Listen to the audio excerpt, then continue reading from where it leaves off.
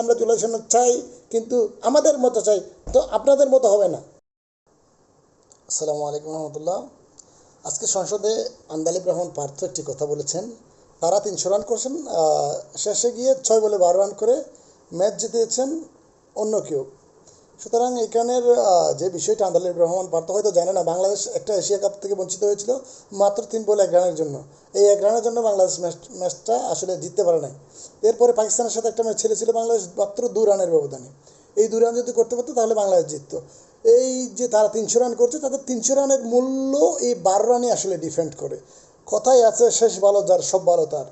Match পুরোটা খেলেও যদি 312 রানের টার্গেট হয়, 311 রান করলেও ম্যাচ জেতা যায় না।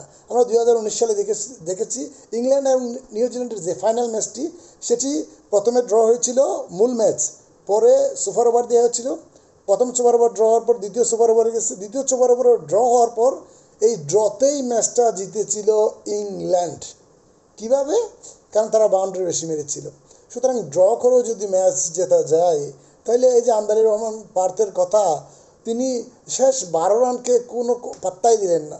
আসলে শেষ ভালো যার সব ভালো তার, এই কথাটা উনি ডিফেন্ডই করলেন না। উনি বললেন আমরা 300 রান করেছি, মানে তার মুখের অঙ্গিভঙ্গিটা এমন ছিল যা বলার মতো না।